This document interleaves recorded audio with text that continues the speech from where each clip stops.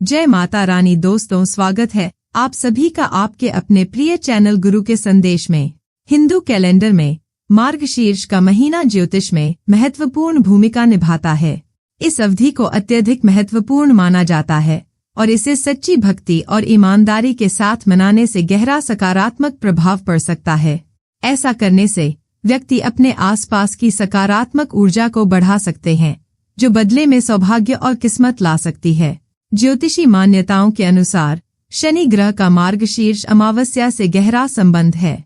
नतीजतन यह अवधि उन उपायों और अनुष्ठानों को करने के लिए आदर्श मानी जाती है जो शनि के नकारात्मक प्रभावों का मुकाबला करने में मदद कर सकते हैं।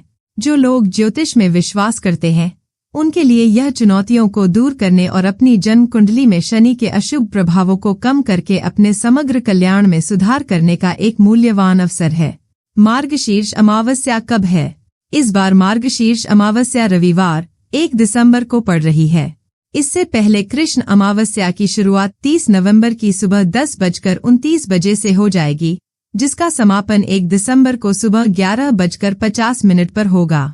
मार्गशीर्ष अमावस्या का शुभ मुहूर्त: ब्रह्मा मुहूर्त 5:08 से 6:02 तक, प्रातः संध्या सुबह 5:35 से लेकर सुबह 6:57 तक, अभिजित मुहूर्त सुबह 11:49 से लेकर दोपहर 12:31 तक, विजय मुहूर्त दोपहर 1:55 से लेकर दोपहर 2:37 तक, गोधूली मुहूर्त शाम 5:21 से लेकर 5:48 तक, सायाहन संध्या शाम 5:24 से लेकर शाम 6:45 तक, निशिता मुहूर्त रात 11:43 से लेकर 2 दिसंबर की सुबह 12:38 तक। मार्गशीर्ष अमावस्या पूजा विधि: मार्गशीर्ष अमावस्या के दिन सूर्योदय से पहले उठकर किसी पवित्र नदी में स्नान करें और फिर पूजा का संकल्प लें। इसके बाद भगवान सूर्य को अर्घ्य देते हुए अपने पितरों को याद करें, क्योंकि इस दिन पितरों के नाम पर दान और धर्म का काम किया जाता है। इसके बाद पूजा स्थल की सफाई करें और उसे फूलों और दीपकों से सजाएं। इस दिन भगवान विष्णु और शंकर जी की पूजा करें।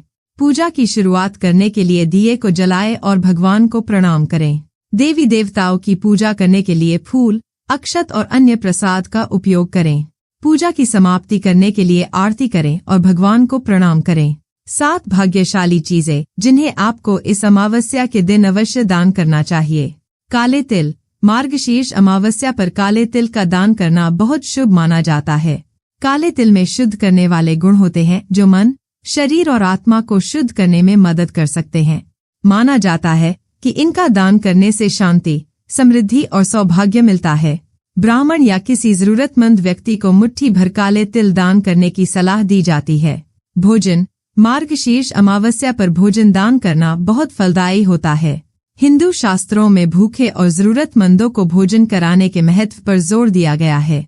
माना जाता है कि भोजन दान करने से आशीर्वाद, समृद्धि और तृप्ति की भावना आती है। आप किसी स्थानीय मंदिर, अनाथालय या किसी जरूरतमंद परिवार को पका हुआ भोजन, फल या अनाज दान कर सकते हैं।